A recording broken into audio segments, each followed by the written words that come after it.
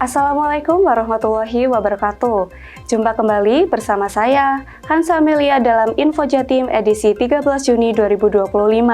Pada edisi kali ini, kami akan menyajikan beragam informasi dan kegiatan di lingkungan Pemprov Jawa Timur dalam sepekan.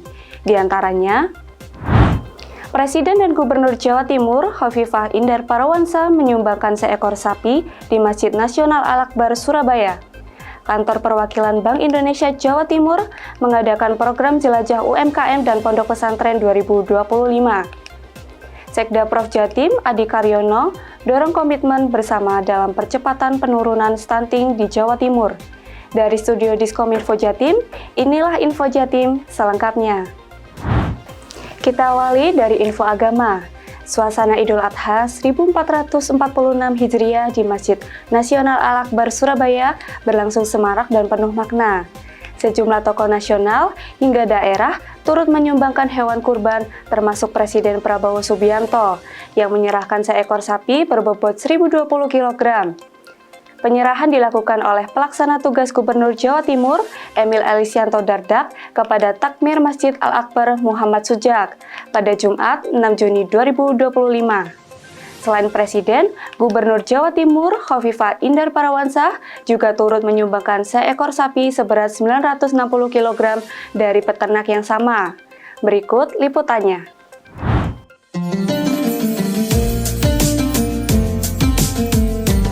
Pelaksana tugas PLT Gubernur Jawa Timur Emil Elisianto Dardak menyerahkan hewan kurban dari Presiden Prabowo Subianto yang berbobot 1020 kg kepada Takmir Masjid Al-Akbar Surabaya Muhammad Sujak pada Jumat 6 Juni 2025. Hewan kurban dari Presiden ini merupakan sapi lokal peranakan ungole milik peternak asal Desa Takran, Kecamatan Solo Kuro, Lamongan.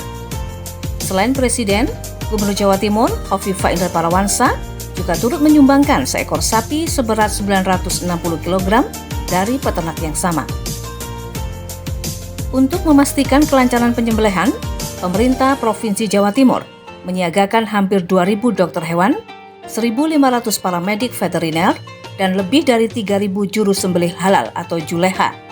Pemeriksaan kesehatan dilakukan secara ketat, baik sebelum maupun setelah penyembelihan.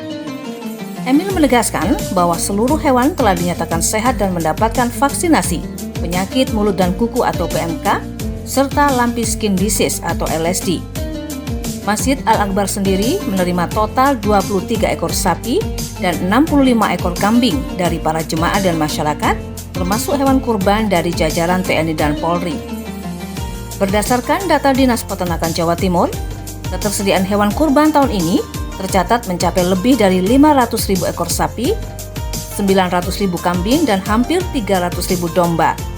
Angka tersebut menempatkan Jawa Timur sebagai salah satu provinsi dengan stok hewan kurban terbesar di Indonesia. Dari Surabaya, tim Info Jatim melaporkan. Masih di perayaan Idul Adha, Dinas Komunikasi dan Informatika Provinsi Jawa Timur turut memeriahkan dengan melaksanakan kegiatan penyembelihan hewan kurban pada Senin 9 Juni 2025. Kegiatan tersebut berlangsung di halaman Masjid Al-Qomar, kantor Diskominfo Jatim. Sebanyak 3 ekor sapi dan 5 ekor kambing disembelih dalam kegiatan ini. Proses penyembelihan dimulai pukul 6 waktu Indonesia Barat dan berlangsung secara tertib dan khidmat. Berikut informasinya.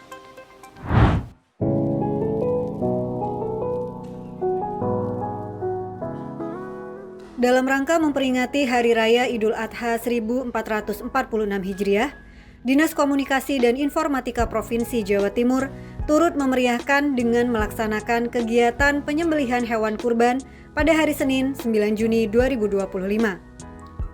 Kegiatan tersebut berlangsung di halaman Masjid Al-Qomar, kantor Diskominfo Jatim.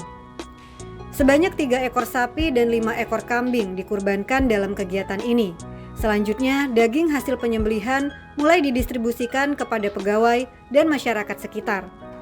Kepala Dinas Komunikasi dan Informatika Provinsi Jawa Timur, Sherlita Ratna Dewi Agustin, menyampaikan bahwa kegiatan penyembelihan hewan kurban ini tidak hanya bertujuan untuk menyalurkan daging kurban, tetapi juga sebagai upaya untuk mempererat silaturahmi antara ASN Diskominfo Jatim dan masyarakat sekitar. Dari Surabaya, tim Info Jatim melaporkan. Beralih ke info komunikasi, pemerintah Provinsi Jawa Timur melalui Dinas Komunikasi dan Informatika Jatim terus mendorong penguatan ekosistem digital demi mewujudkan layanan publik yang lebih terintegrasi, efisien, dan ramah warga. Hal ini diwujudkan dalam kegiatan Forum Ekosistem Digital Jawa Timur yang digelar di Surabaya, Selasa 10 Juni 2025. Berikut liputannya. Pemerintah Provinsi Jawa Timur terus mendorong transformasi digital demi pelayanan publik yang lebih terintegrasi, efisien, dan ramah masyarakat. Hal ini diwujudkan melalui Forum Ekosistem Digital Jawa Timur yang digelar di Surabaya pada Selasa 10 Juni 2025. Dalam sambutannya, Kepala Dinas Komunikasi dan Informatika Provinsi Jawa Timur, Sherlita menekankan pentingnya kolaborasi lintas sektor demi terciptanya portal Majadigi, sebuah platform pelayanan terpadu yang mudah diakses oleh masyarakat. Hingga saat ini, Majadigi terhubung ke 38 layanan, dilengkapi chat AI, 5 bahasa Jawa Timur, dan span lapor automation. Diskominfo Jatim juga terus meningkatkan kapasitas ASN, bekerjasama dengan BPSDM Komdiki Surabaya, Google, dan ITS, demi pelayanan yang lebih unggul dan berkualitas. Dari Surabaya, tim Info Jatim melaporkan.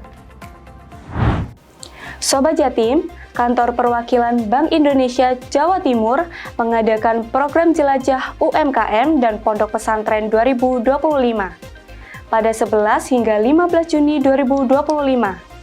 Program ini bertujuan membangun sinergi antara usaha kecil menengah, pondok pesantren, dan korporasi petani untuk menjaga stabilitas harga pangan di daerah.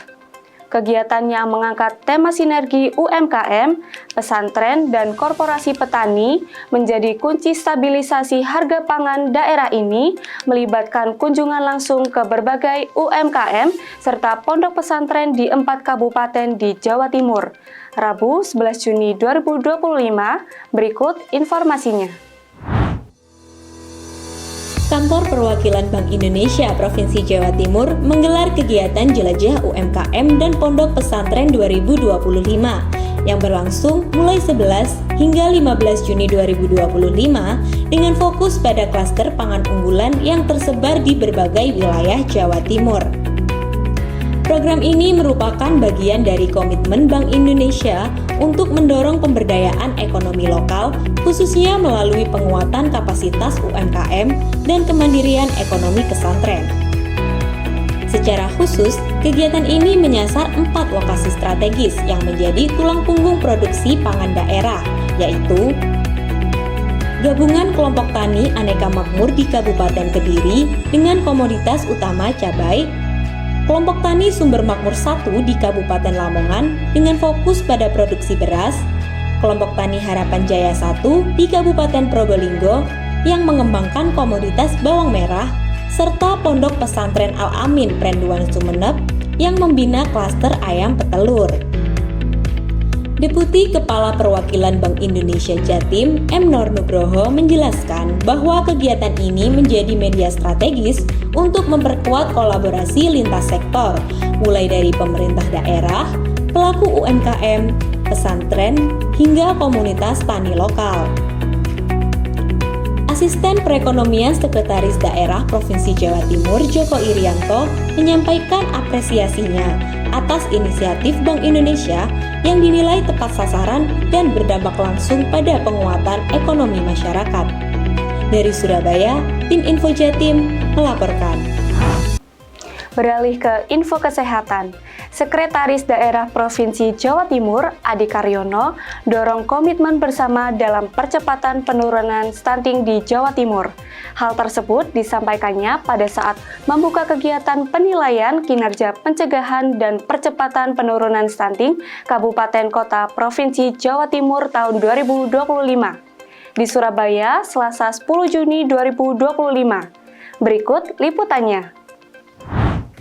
Sekretaris Daerah Provinsi Jawa Timur atau Sekdaprof Jatim Adi Karyono dorong komitmen bersama dalam percepatan penurunan stunting di Jawa Timur.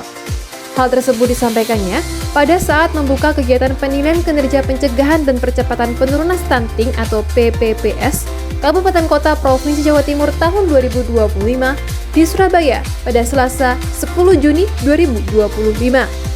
Dalam sambutannya, Sekda Prof. Adi menuturkan, salah satu strategi kunci yang diterapkan dalam penurunan stunting adalah aksi konvergensi penurunan stunting. Menurutnya, penanganan stunting ini bersifat multidimensi dan membutuhkan keterlibatan multisektor.